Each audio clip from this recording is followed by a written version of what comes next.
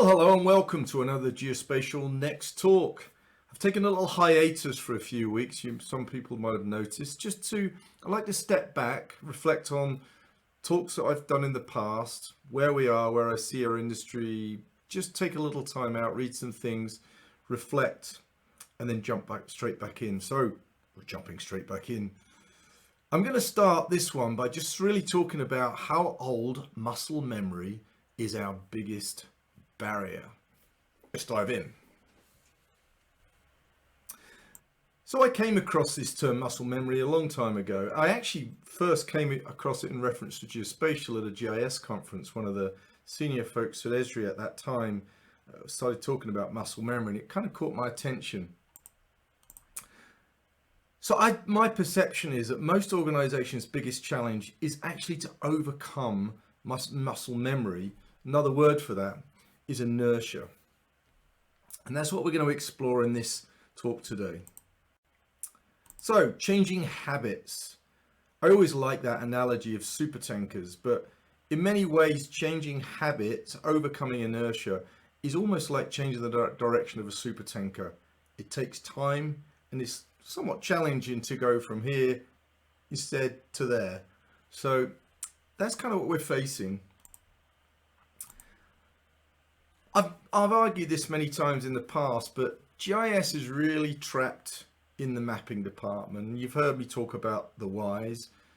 And again, briefly, folks like me who did GIS degrees, graduate degrees in my case, we learned GIS software there. We left, we moved most often to public sector infrastructure into those mapping departments that are set up there in most of those organizations.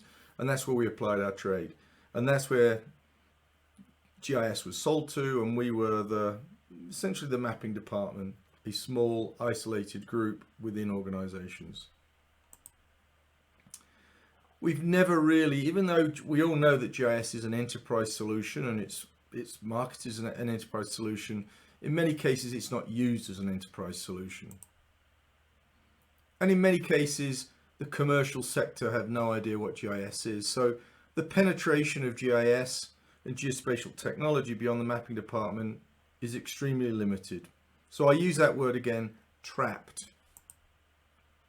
So what do I mean by old muscle memory in geospatial and GIS terms? We have a tendency to be technology first. We love to talk technology. We also love to talk about two-dimensional maps and the value of two-dimensional maps. If there isn't a need for a map, then we have no idea what to do next. And we're perceived within organizations as if I need a map, I go to those guys.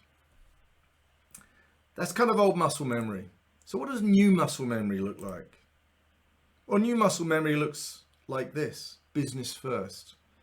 So what problems are we looking to solve within an organization, whether it be a commercial entity, whether it be across the enterprise? We start with a problem. We then work back to the technology and the data. And again, anyone that's watched any of my old conversations, you've heard me repeat this many times. We don't any longer live in a two-dimensional map-based world. The value of geospatial is multi-dimensional location-based data. So that certainly means two-dimensional data. That's not going away anytime soon. But increasingly, that means three-dimensional data, digital reality, digital twins. It also means real-time data, so live feeds, and the notion of having a finger on the pulse of the organization. So that's really what we're talking about here, and that's really the paradigm shift that we need to go through, just thinking particularly those two terms. So where do I see things still today? We still live in a geospatial bubble. It's interesting now, COVID's sort of moving away. We're now starting to see conferences again. So I obviously look on Twitter and I look on LinkedIn at all the conferences, and I watch the talks and listen to the conversations, and not a lot's changed. We still live in our own bubble. We still pat ourselves on the backs, and quite rightly, there were some recent conferences where folks I think are fantastic in our industry were getting awards, but we still are in our own bubble. Our importance is we pat ourselves on the back and tell ourselves how important we are. The rest of the world isn't really noticing.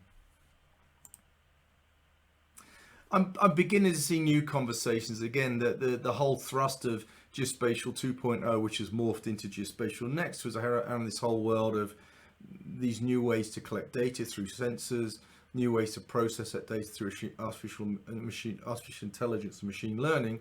But that on its own really isn't enough. But I'm beginning to see, like the space economy is evolving. So there's new conversations that are happening in those spaces. There's conferences where we sort of see the same keynote speakers popping up in each of these conferences. I find the conversations interesting, but they're really not that much different to what I've listened to before. They're sort of presented as, and I think some of the guys I'm thinking about probably agree with this anyway, it's sort of presented as brand new, wonderful new approach and innovative thinking. It's really not that different to what we've seen before. It's mostly talking about the problems that we face. So the other thing that's really notable is we tend to be confined to swim lanes. And when I think about this, I not only think about that in terms of how people perceive GIS, where GIS sits in an organization. Yeah, it's in the mapping department. That's our swim lane. We create maps. It's also within organizations as well. We all have our own swim lanes, and the world's changing. I mean, there's a lot of talk about the fact that, and I talk about it a lot, the fact that geospatial's at an inflection point. Well, that means change. That means you as an organization have to change. And swimming in the same swim lanes that you've always swum in is going to be very problematic. So, a breath of fresh air. I kind of like that picture. So, I think that we really need to start truly new conversations, and that really starts with some navel gazing. We need to look at ourselves, where we've been, where we still are, and look at ourselves. I could have look ourselves in the mirror as well there, but we got to kind of look and understand. Maybe navel gazing is the wrong term, but we've just got to understand where we've been and start thinking about things differently. I mentioned the swim lanes. We got to start crossing swim lanes. It's no good us all living in our own narrow places and not be prepared to sort of change our organizations because the world's changing and the technology's changing, the data's changing. It presents new opportunities. But if we do things exactly the same from a structural perspective, the results are going to be not much different. So I often talk about this notion of cross-fertilization between organizations, between departments, and that's an internal conversation as much as it's an external conversation. If we're going to look at our own organizations, we've got to understand that we have our own swim lanes. We've got to change. And that also is educating, having conversations, external conversations about the importance of that and how we can bring and enable change and get past inertia. So I do look at swim lanes as a barrier that we've got to get past and swim across. And I'm using a couple of pictures from one of the previous slides, but we've got to break out of where we sit today. We've got to break out of the GIS department, perceived as the mapping people. We've got to start building bridges within organizations and integration. I mean, I use that word quite a lot, but it's something that is central to the work that I do now. Is how do we bring GIS, which sat over in the corner here, into the rest of the organization? Well, building bridges between platforms, between systems, between departments is how we'll do that. The notion that if you work with a business intelligence solution, or if you work with SAP or Salesforce or any of these big platforms, the where piece of those platforms is most often missing. The pieces that GIS bring to the equation are most often missing. That's our opportunity to bring this wonderful technology and data to the rest of the organization. So building bridges is a critical piece of this discussion, I believe. Using that word critical, I'm going to talk very briefly about innovation. And where I see it, and again, my title is Geospatial Innovations Director, so this is close to my heart because this is exactly sort of the world that I inhabit continuously. Innovation means new thinking. It means new methods. It means new approaches. It means new. It doesn't just mean a technology conversation, which most people see it as. It means the world is changing and we need to change with it. How do we do that? That's where innovation fits. That's where people like myself who have that role, we think that 24/7. How do we take advantage of these changes? How do we move things forward?